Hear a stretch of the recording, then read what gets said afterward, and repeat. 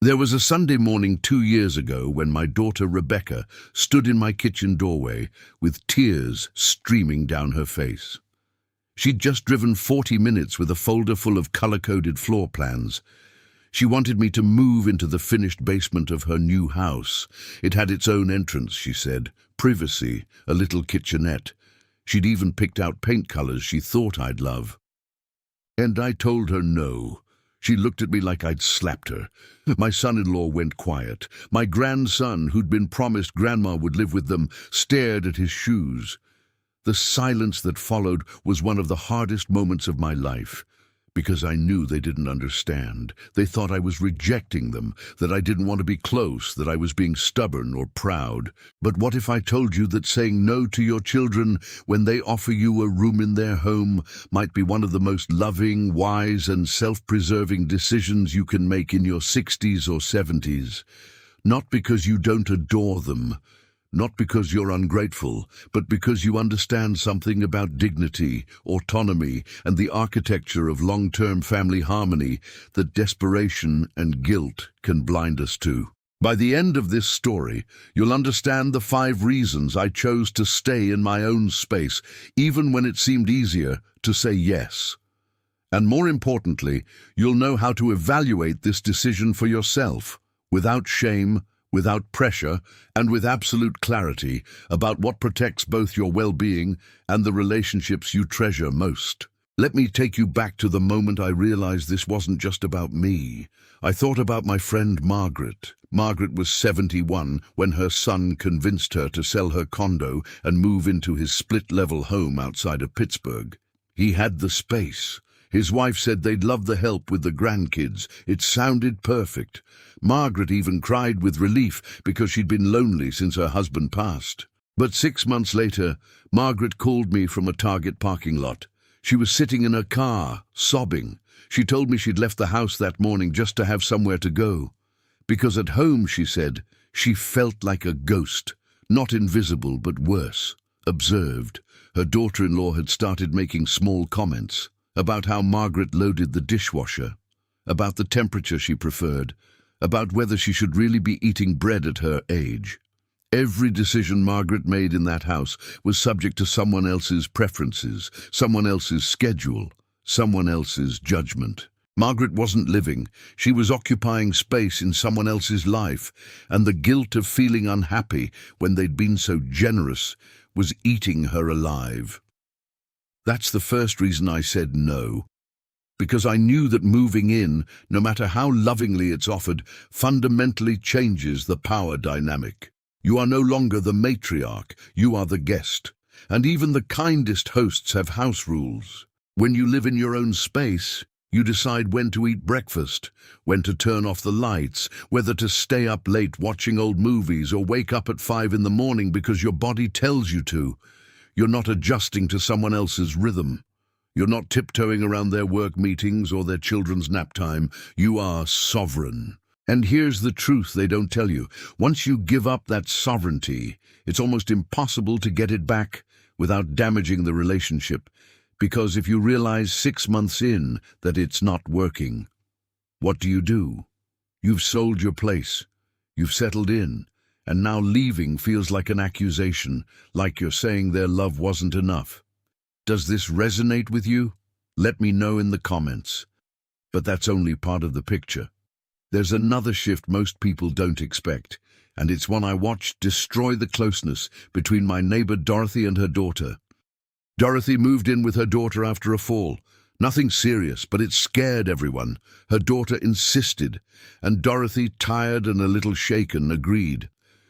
What happened over the next year was heartbreaking.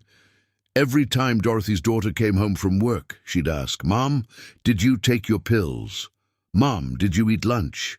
Mom, did you go for your walk?" Dorothy told me it was like being a child again. She said she started to feel incompetent, like she couldn't be trusted with her own body, and her daughter, who loved her fiercely, couldn't help herself. Because when you live under the same roof with an aging parent, every cough, every missed meal, every moment they seem off becomes your responsibility. The caretaking instinct kicks in, and it never turns off. That's the second reason I couldn't move in. I didn't want my children to become my monitors. I didn't want every choice I made to be filtered through their worry, because that kind of attention, no matter how well-meaning, erodes your sense of self. You stop trusting your own instincts. You start performing wellness just to keep them calm. And they, in turn, start to resent the weight of it. They don't mean to, but the human psyche isn't built to hold that level of vigilance indefinitely. You become a project, and they become exhausted, and the love that brought you together starts to curdle into obligation. Psychologists call this role reversal, and it's one of the most painful transitions in family life, because it doesn't happen all at once. It's 1,000 tiny moments where the parent becomes the child, and the child becomes the authority. And once that flip occurs, it's nearly impossible to recover the easy adult-to-adult affection you once had. I wanted to protect that. I wanted my daughter to hug me because she missed me, not because she was checking my temperature.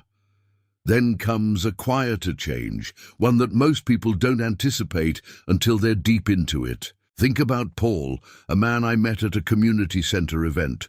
Paul had moved into his son's house in Arizona. Beautiful place, pool, guest casita, everything you could want. But Paul stopped painting.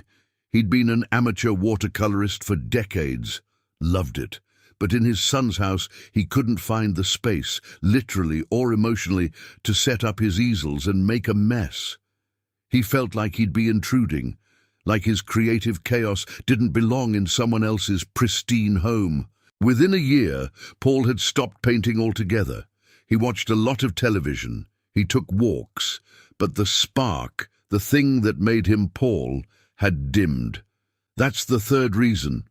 When you move into your children's home, you lose the space to be fully yourself. Not just physically, though that matters, but psychologically. You edit yourself. You become the version of yourself that fits into their lives, rather than the whole, complicated, messy, vibrant person you actually are. Your routines matter. Your quirks matter. The freedom to leave dishes in the sink overnight if you want to, or to blast old jazz at noon, or to have a friend over without coordinating schedules. These aren't trivial things.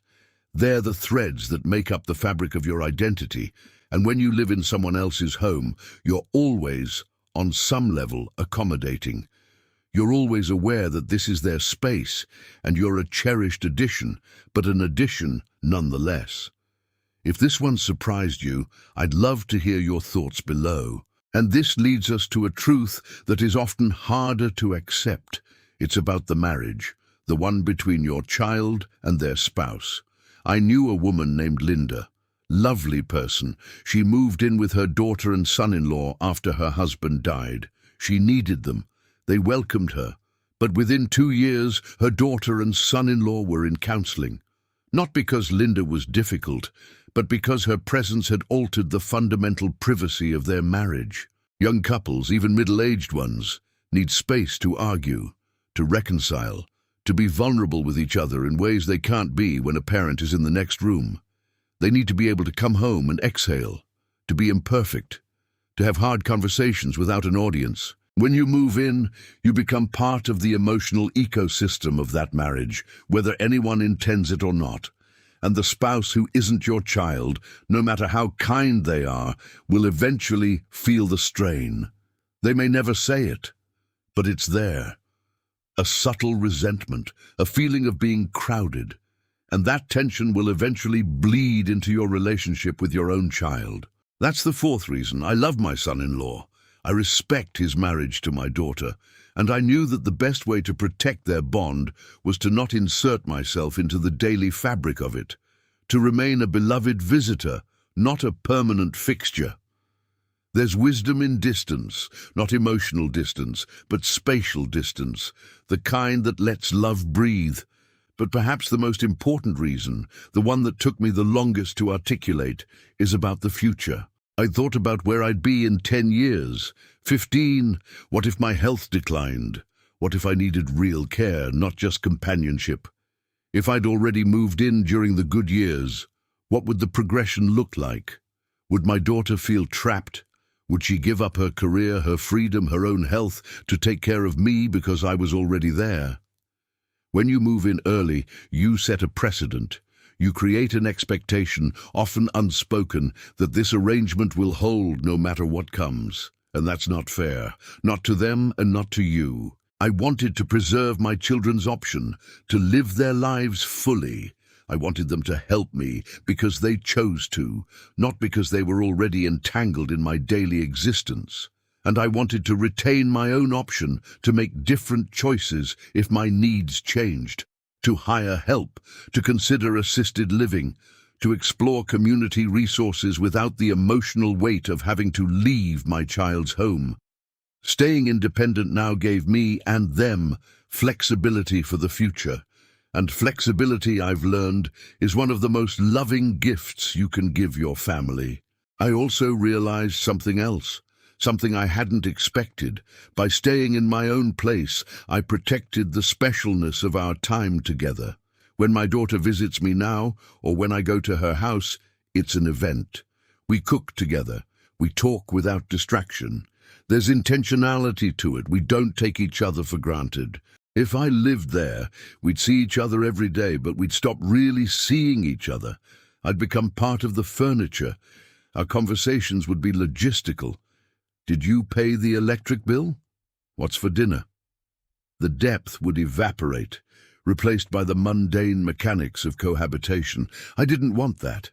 I wanted to remain someone my children were excited to see, someone they called because they wanted to talk, not because they were checking in on me. And here's what I want you to understand. If you're facing this decision yourself, saying no to moving in with your children is not a rejection. It's not pride. It's not stubbornness. It's an act of profound love. It's saying, I love you enough to protect our relationship from the inevitable strains of shared space. I love you enough to remain your parent, not your burden. I love you enough to let you live your life without the daily weight of my needs. And I love myself enough to remain whole, autonomous and vital for as long as I possibly can. Will there come a time when I need more help? Maybe. Will my children be there for me? Absolutely. But that decision will be made from a place of clarity, not desperation. And it will be made in a way that honors everyone's dignity. When Rebecca left my kitchen that Sunday, she was hurt. But over the following weeks, we talked, really talked. I explained everything I've shared with you. And slowly, she began to understand. She realized that my independence wasn't a rejection of her love. It was a reflection of my own. Now, 2 years later, we're closer than ever. I see my grandchildren twice a week. I have dinner at their house often, and when I come home to my own small apartment, I close the door and feel a wave of gratitude. Because this space is mine, my books, my schedule, my life, and that life in all its autonomous, messy, beautiful complexity is what allows me to show up for them as my full self, not as a diminished version, not as a guest, but as a whole person who loves them fiercely and well. So if you're being asked to move in, or if you're considering it, I want you to pause. I want you to ask yourself, am I doing this because I truly want to, or because I'm afraid? Afraid of being alone, afraid of being a burden, afraid of disappointing them. And then I want you to consider, what will this cost me, and what will it cost them? Not just now, but a year from now, 5 years from now. Because the hardest decisions are often the ones that look like refusals, but are actually protections.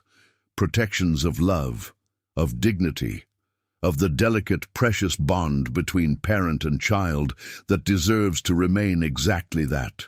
A bond, not a dependency. You are not a burden for wanting your own space.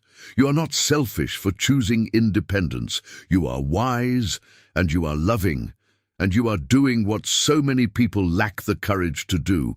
You're thinking long-term. You're protecting what matters most. And that, my friend, is the quiet, powerful act of a person who has lived long enough to know that love is not always about saying yes. Sometimes it's about knowing when to say no.